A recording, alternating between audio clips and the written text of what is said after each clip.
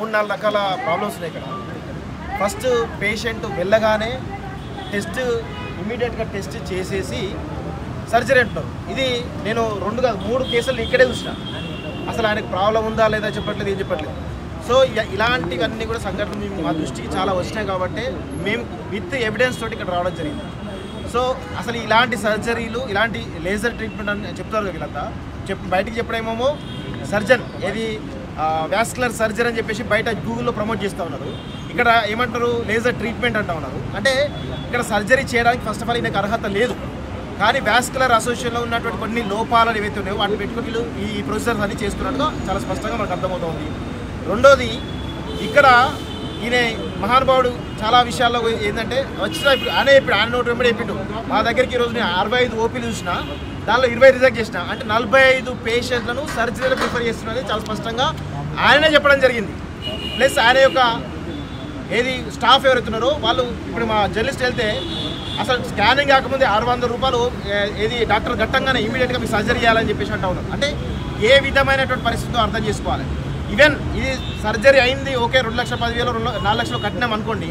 Surgery అయిన తర్వాత post complication విషయంలో మాకు గ్యారంటీ ఇస్తాడు 100% మేమే ఖచ్చితంగా ఏదైనా ప్రాబ్లం వస్తే మేమే చేస్తామంటాడు. 6 నెలల తర్వాత ఆ సర్జరీ ఫెయిల్ అయిపోయి చాలా దారుణంగా 40 పరిస్థితులు ఉన్న పేషెంట్లు వేలాది ఉన్నారు.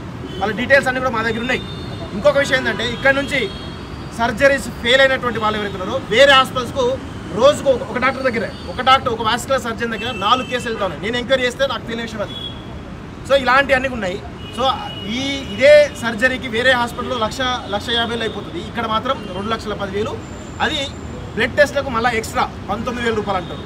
అవి కాకుండా వేరే ఈయననే మొత్తం ఆ ప్రొసీజర్ సంబంధించినటువంటి ప్యాడ్స్ కానీ లేకపోతే ఇంకా రకరకాలు ఉన్నాయి కదా, ఈయననే వాటికి సంబంధించినటువంటి ఎక్విప్మెంట్స్ ఏవైతున్నాయో వాటికి డబుల్ ఛార్జెస్ ఈయననే ఇస్తాడు. సో ఇవన్నీ ఉన్నాయి. జనరల్గా చాలా లోపాలు ఇంట్లో ఉన్నాయి. సో ఖచ్చితంగా మేము కూడా Telangana medical council complaint alert audio call ద్వారా కంప్లైంట్ చేయడం జరిగింది. ఓవరాల్ కూడా మెయిల్ ద్వారా మేము అవసరమైతే ఫిజికల్ కూడా మేము మెడికల్ కౌన్సిల్ కంప్లైంట్ చేస్తాం. అదేవిధంగా ఇండియన్ మెడికల్ అసోసియేషన్ వాళ్ళు కూడా ఖచ్చితంగా వాళ్ళకు కంప్లైంట్ చేస్తాం. అదేవిధంగా వాస్కులర్ అసోసియేషన్ ఏపీ తెలంగాణ సంబంధించిన వాస్కులర్ ఉంది, వాళ్ళతో కూడా మేము మాట్లాడినాం. సో వాళ్ళు కూడా చాలా స్పష్టంగా మేము దీనిపైన ఎంక్వైరీ చేస్తాం. ఇలాంటి తప్పుడు కథనాలు ఉంటే ఆయన అసోసియేషన్ తీసేసి ఆయన లైసెన్స్ కూడా రద్దు చేసే విధంగా ప్రయత్నం చేస్తాం కూడా వాళ్ళు కూడా చెప్పడం జరిగింది. సో ఇలాంటివి ఘటనలు ప్రజలకు గుర్తుంచుకోవాలి. దయచేసి ఇన్స్టాగ్రామ్ యాడ్స్ ద్వారాను లేకపోతే సెలబ్రిటీ యాడ్లు ఇచ్చారను లేకపోతే గూగుల్ యాడ్స్ ఇచ్చారని చెప్పేసి దయచేసి ఇలాంటి వాటిని నమ్మి మోసపోవద్దని చెప్పేసి కూడా మేము చాలా స్పష్టంగా చెప్తా ఉన్నాం. Thank you.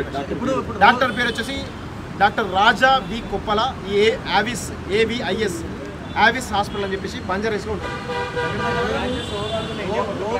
రోజుకి 2 నుంచి 5 కోట్లు లేపుతున్నారు ఈజీగా.